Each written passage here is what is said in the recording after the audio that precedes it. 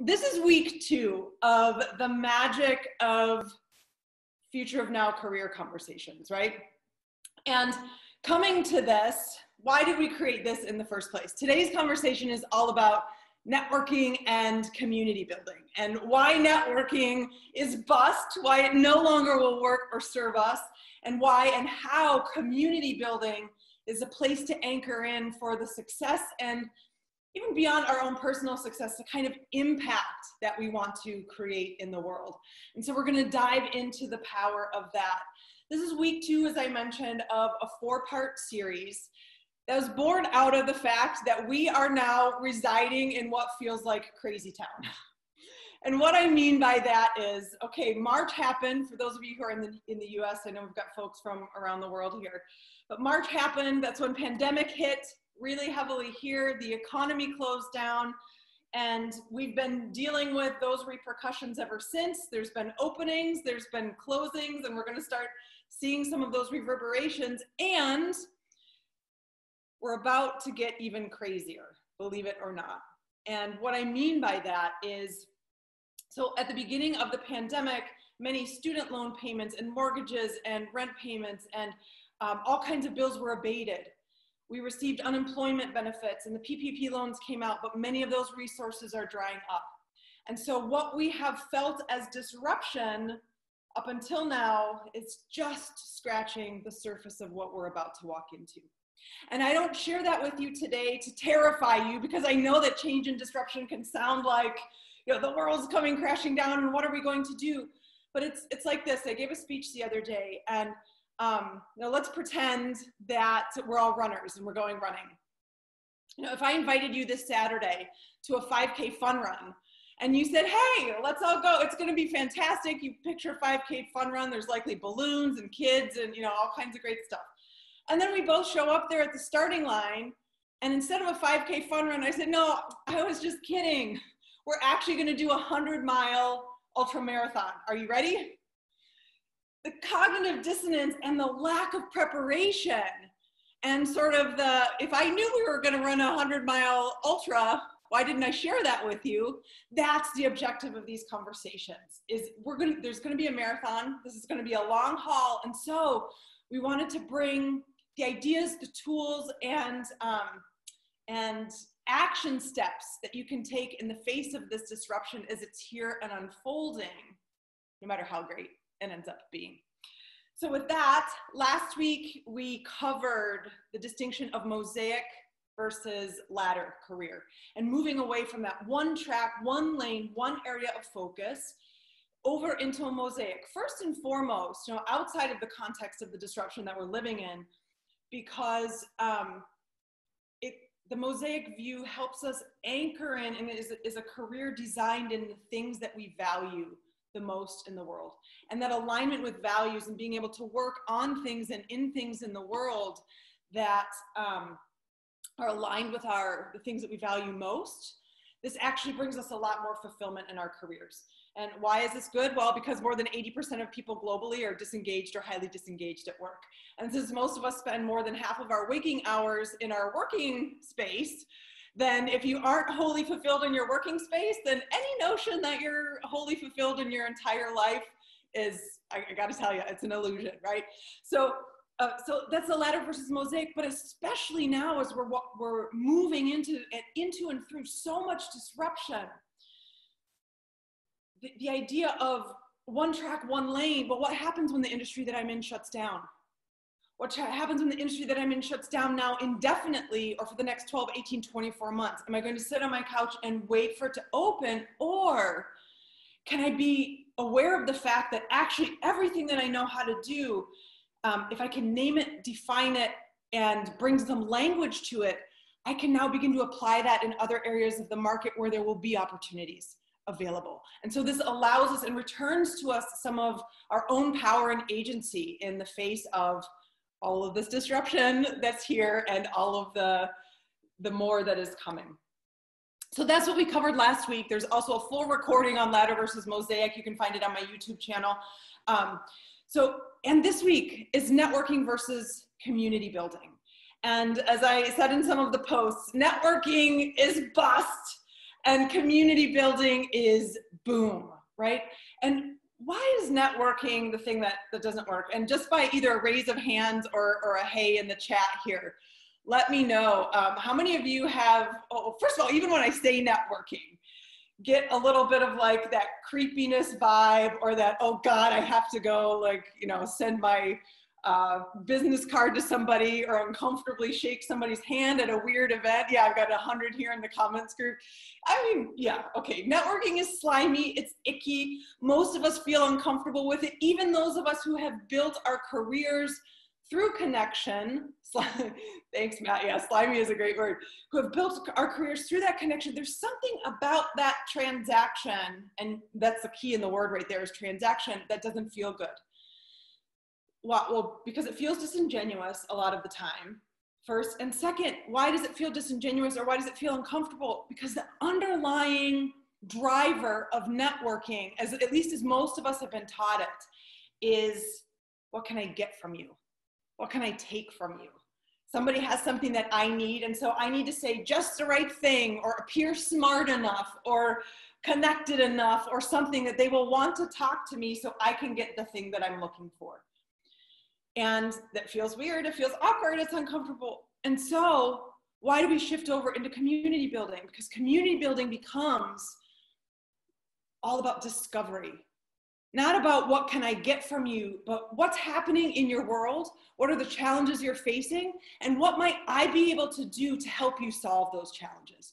So it's about discovery, it's about putting yourself, it's about empathy, it's about putting yourself in other people's spaces and places to see where you might be able to add value, or where you might be able to bring in somebody else who adds value.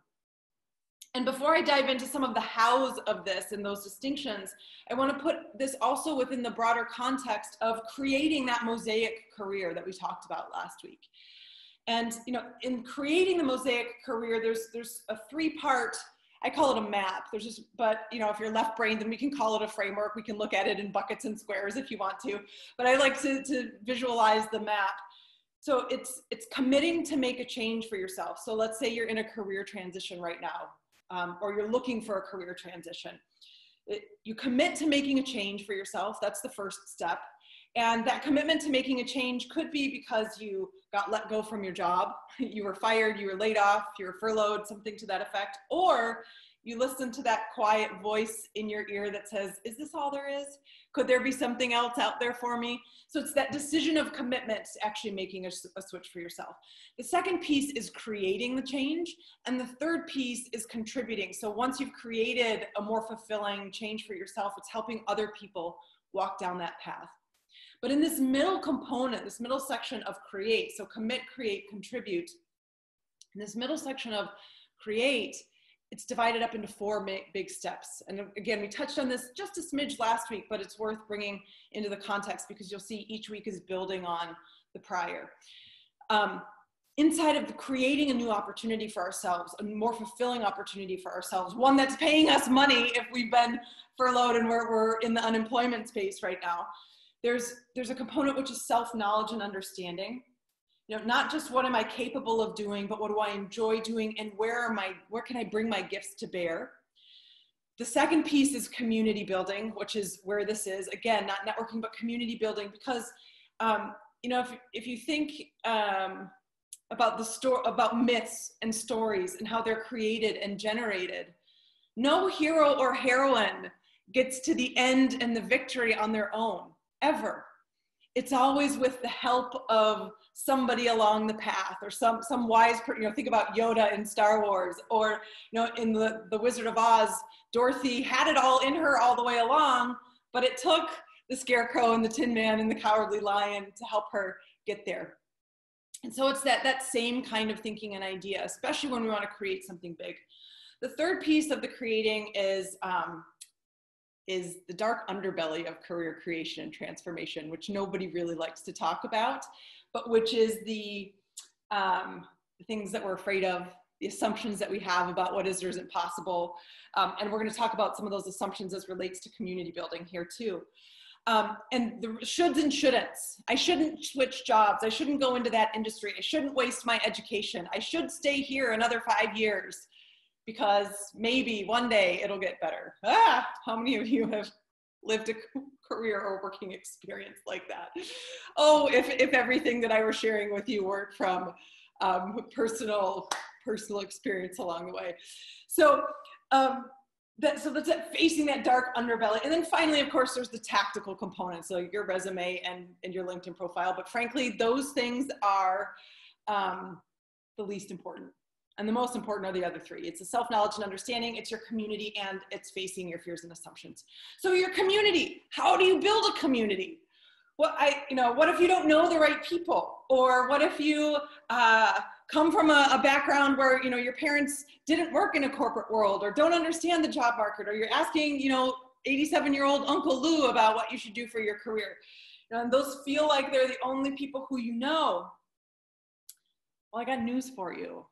First of all, you know a lot more people than you think, and you're connected to a lot more people than you think. And secondly, you don't need to know anybody to meet people. And this is one of the biggest, preconceptions that people have about the magic of networking and community building. So as we said, the big shift is away from transactional interactions, what can I get from you? And it moves over into what can I discover? Where can I contribute? What's going on in this person's world? And so how does this work? Or what is the unfolding of this? Or how do I get to be in conversation with people? Well, I like to call it, I don't know if any of you have seen the HBO series Ballers. So it's got Dwayne Johnson. Yeah, I'm seeing some thumbs up here. Thanks, Matt. If any of you have seen Ballers, put a yes in the thing. Yeah, Armand likes it. Okay, so Dwayne Johnson doesn't know it, but he's my secret husband, and his wife doesn't know either. But that's we'll just keep that amongst us kids here. But anyway, I love him. I love him because he is actually, well, in addition to him being who he is, but he's a model of adaptation and a mosaic career, starting in football, moving to wrestling, becoming an actor, one of the highest grossing, films in the history of all time, the Tequila Company, all of this stuff that he's doing. So he is a model of, through his own life, all of this kind of shift and transition. But, speaking of ballers, I like to talk about the baller quotient. Baller being, for those of you who aren't from the US and maybe don't know the logo, is like somebody who knows all the people, is really popular, is kind of like in the in crowd. So does everybody here on this call have a phone, an iPhone, I don't know, whatever the Androids are? I've had an iPhone for years, so I can't pretend like I have any Android game. But if you've got a cell phone, then inside of this little box in your hand, you have hundreds, if not thousands of people who you are directly connected to.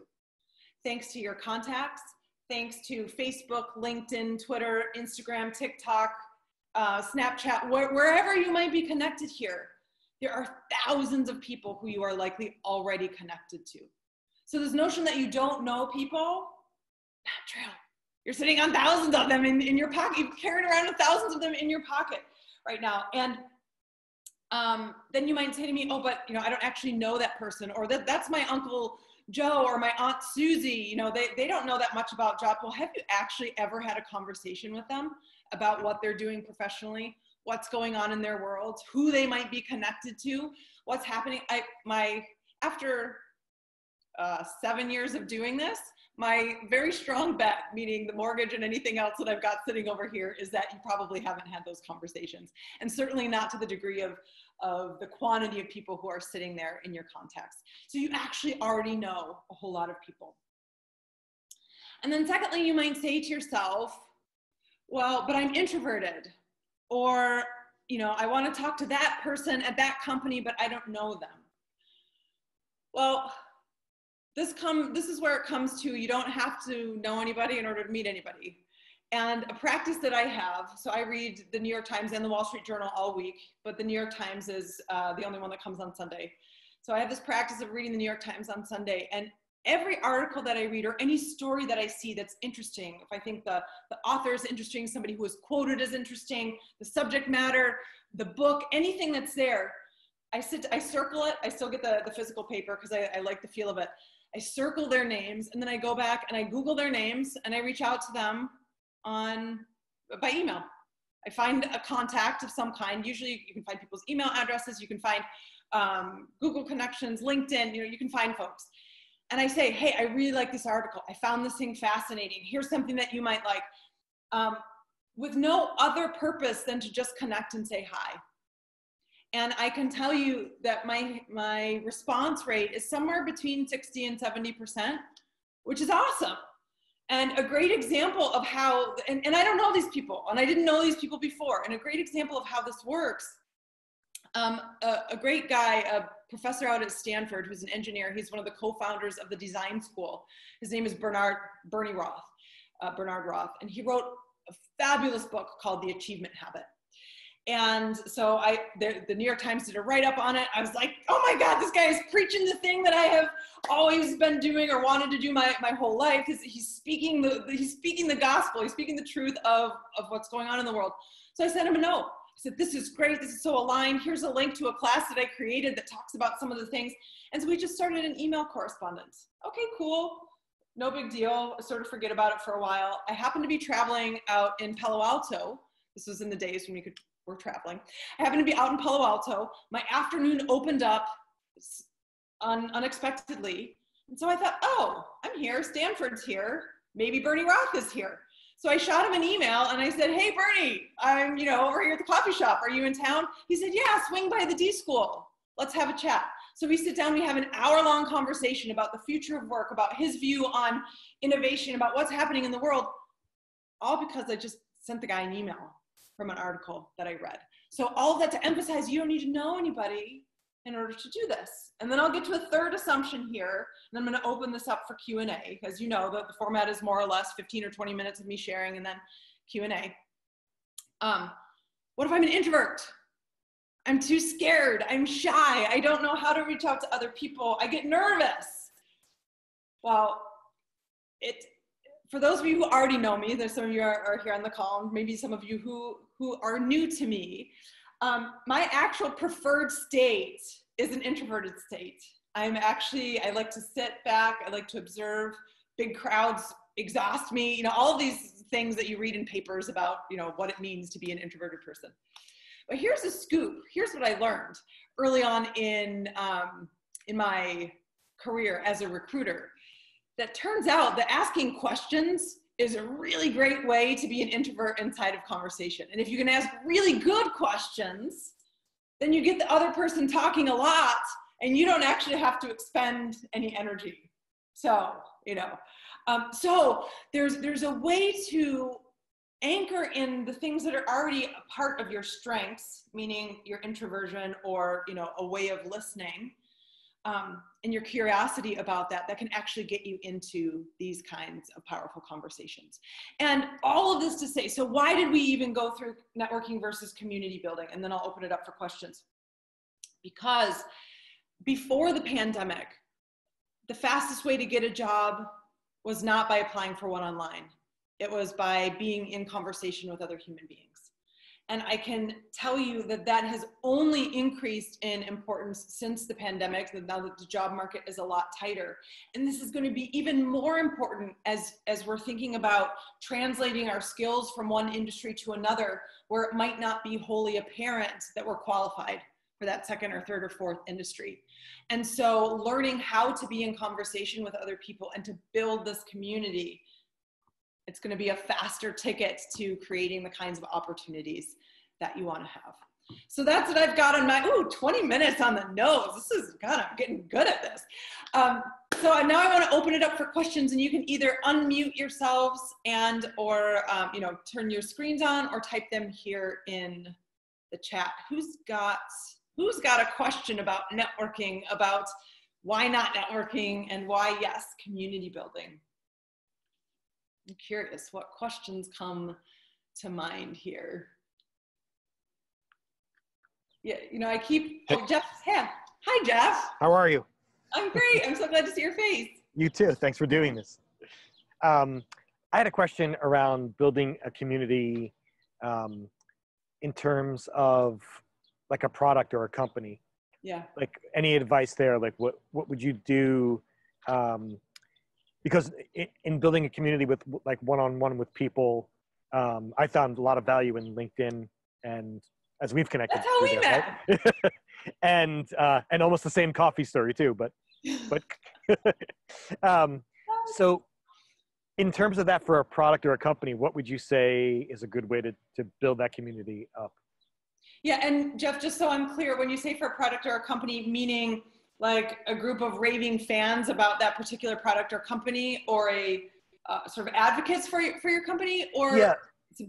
Yeah, I would think like advocates is a good way to describe it. Like the people that are going to be your number one fans. Like how would you recommend reaching those people? Yeah, so I keep coming back to this notion of simply being in conversation with people. And here's a great example of it that just happened this past week. So I don't know if any of you who are here on the call today know who Rachel Rogers is. Have you seen her? She's an influencer. She's a whole community of women, entrepreneurs, and she just created this club called We Should All Be Millionaires. And she's a very successful entrepreneur, and she was the woman who also organized this massive national movement and created the Small Business Pledge for being anti-racist. It was this phenomenal movement. They just did a write-up in Forbes. And so a couple days ago, June or 29th, 30th, she was on track to make her first $1 million month, but she wasn't quite there yet. And so what I watched her do over those 2 days is she went on Instagram and Facebook and all the communities that she's been building for years and years. And she just said, hey, everybody, we are almost at our first $1 million month. Like we are this close and we can't do it without you. Who else, is there somebody else who you could invite into the club? Or if you're doing a monthly subscription, could you bump that up? And she just shared openly and asked for help.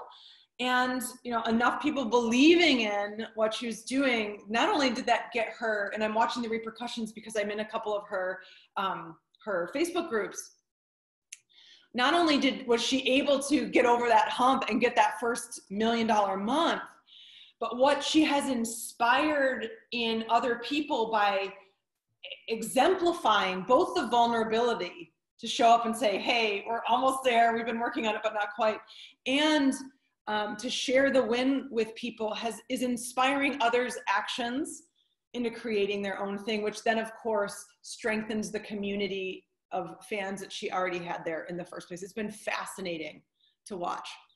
So invite folks into the conversation and into the business.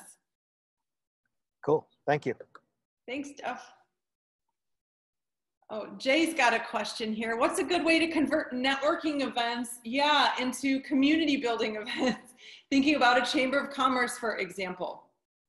Yeah, so sometimes it can feel like a shock, and I've been to a lot of sort of chamber of commerce or Rotary type, networking events and those are the ones, to me anyway, that feel a little bit harder to break into. So if you can start to play a game, okay, great. I know that everybody's been used to doing the Chamber of Commerce networking event in this way, but now we're going to structure an afternoon or our 2 hours together in a way such that, if you were to do a speed getting to know you as opposed to speed dating, but a speed getting to know you, how many things can you discover about the other person and their business? Or if there's a specific business objective that the meeting itself has, what are 4 ways that you could help the people on the other side of the table with your products or network? So you shift the thinking of the interaction around from that sort of loose mingling and into focused, connected opportunities to add value and to discover the value that's there. So that's what I would suggest. Matt, did you have something? Yeah, I put my question in the chat. Oh, I'll just say it again here. I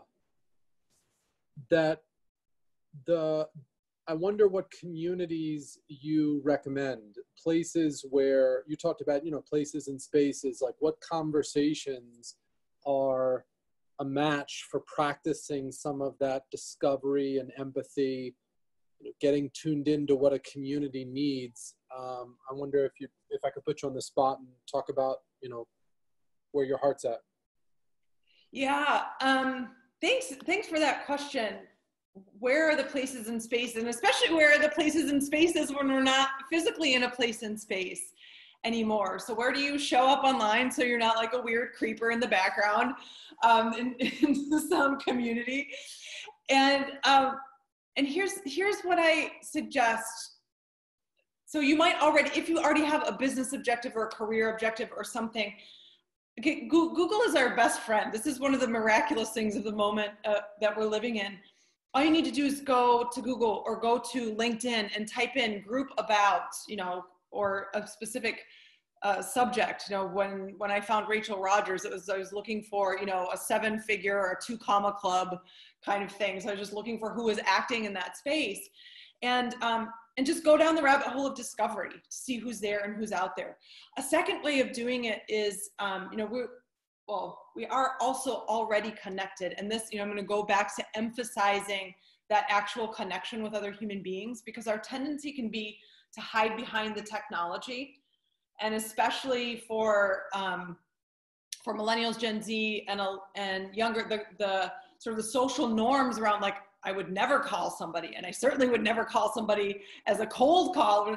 So like respecting that, but there's a fine line between hiding behind your fear of actually reaching out to other people as it's social etiquette versus, figuring out a way to get yourself into conversation. So there are likely people who you follow or who you're connected to who are just a message or two away from actually getting into conversation.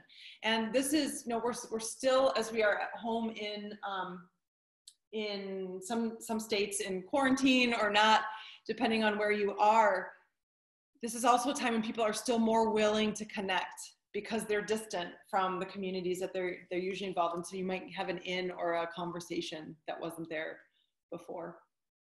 So it's all right here. It's all right here. That's the, I think that's one of the beautiful things about this, about how we build community. So often we think we need to go outside of the spaces and places that we already know or that we're familiar with. But I find that everything we need to come out of a crisis or a challenge is always already right here in some way, shape, or form. The tools are all around us. We just need to find them here in this space. I hope that answers your question, Matt. Armand, it's great to have you back here. We'll take these last 2 questions. What other networking icebreakers can I think of besides sharing articles and common interests? Well, so I find in connecting with other people, sometimes I have sent thank you emails to people without a prompt for an additional conversation or anything else. So there's a guy called, he's an economist, he's called Tyler Cohen, and he wrote a great book whose name is escaping me right now, but it was one of the first books that I read 6 years ago when I left the corporate world, all about the future of work and who was going to have opportunities and who wasn't. And it was such an inspiration to me that I just sent the guy an email. So, oh my God, I just finished your book. It was fantastic. It inspired me in these 4 ways. And that was it, without a need for anything else. And then he responded to me, hey, okay, great. I'm so glad that you love the book. Thanks for sharing. It was an inspiration. Here's 4 other things that you could, go out into the world and explore. That for me was also invaluable because I know if this is in his head and he's thinking about things that I think are interesting, that I know that's going to be valuable for me. So it's all just part of this interconnected magic. And Zoe's got a question here. Hi, Zoe. Could I talk about specific action items you could do to build community? And do you mean the target community or hiring managers or recruiters? So the strategy that I offer here, it can be used for if you're making a more traditional career transition. I want to go from job A to job B. It can be utilized if you are an entrepreneur and you want to get your funding funded. If you want to get your startup funded, it works for this. It works if you want to make friends. It works if you know, anything that you want to bring to fruition in the world, it works for. If you're raising money for a nonprofit, so all of these could be a target audience. And you know, being inside of conversation with people, or even inviting people to conversation, you know, the space where I talk about it a lot is in career transition, and reaching out to people. You know, an email like that can look like, hi, hey Paula, how are you? My name is Elisha. I'm contemplating a move from investment banking to, I don't know, to consumer goods marketing. I see that you have XYZ experience in this space. Would you have 15 or 20 minutes to share some of your insights and experience with me to help inform this decision? And why do I say contemplate? Like, so there's some language in this note that I want to point out. You're contemplating making a switch from industry A to industry B. So you're not directly reaching out to the person and saying, hey, do you have a job for me? I want to go to your industry. Do you have a job? First, when you come with that approach, 9.5 times out of 10, you're going to hear no. And that person's thinking about you is going to shut down completely. And if you go back to that networking versus community building, it's all about transactional. What can I get from you? Whereas if you reach out to them and say, I'm contemplating a move from, and what you're seeking is information, because likely you don't know yet if you actually want to work for that company or not, then the insights that the person ends up sharing with you will help you as you're making your own decision. And then you ask for 15 or 20 minutes, not half an hour or a coffee chat, even before pandemic. Because if you're asking somebody for a coffee chat, generally, and there are some exceptions to this rule, but if you come with that out of the gate, and especially if you're connecting with busy senior executives in places, a coffee chat, and I'm using air quotes for those who are simply listening to this later, means at least a half an hour for the coffee, if not 45 minutes. Likely it means 15 minutes to half an hour for the person to get there, 15 minutes to half an hour for the person to get back to their office. So all of a sudden that coffee chat is taking half an hour, hour and a half or more out of somebody's day. So it's a much bigger ask than you think. Now, if you put it out there, hey, do you have 15 or 20 minutes to share some insights? And the person says, yeah, I do. Why don't you come to my office? We could meet for half an hour or an hour. Why don't we go here? I'd be happy to take you to lunch. Then absolutely say yes. But you want to go for the ask in a way that minimizes the impact in the other person's world and maximizes your ability to discover how you can create value for them. So that's a concrete way of getting in touch, and you can modify that for, you know, do I want to do funding, or do I want to do, or whatever your objectives might be. But that's the main underlying theme here. And I see your prompt, Matt, around book recommendations.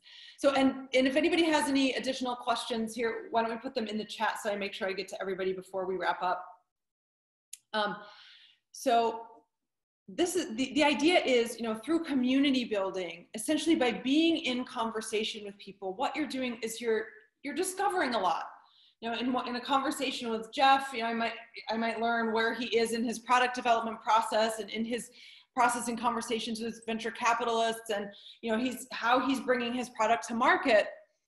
And now I'm walking around with a lot of information about Jeff's open questions, so that when I'm out in the world and I meet somebody, as we've done in the past, and Jeff has done for me, you say, hey, Jeff, you need to meet this person, because I think that they might be able to be, at the very least, they're a good conversation for you, if not someone who might be able to solve some of your challenges. So it helps you be a value adder to people. And as you do this, and as you're moving along this community that you're building, eventually outside of one of these conversations, you're going to find one or more of the funders you're looking for, one or more of the job opportunities that you want to create, one or more of the business ventures that you want to get into. And then because you have this network of people to whom and with whom you've been exchanging value all this time, this is actually the network that's going to help you be successful once you get to the place that you're going. So that's the magic of that distinction between networking and community building. Jeff, did you want to add something here? I was seeing your... No, I was just getting excited. That's how our conversations have worked. It's super powerful, and it's really valuable. I recommend everyone do that. Awesome. Thanks for that, Jeff.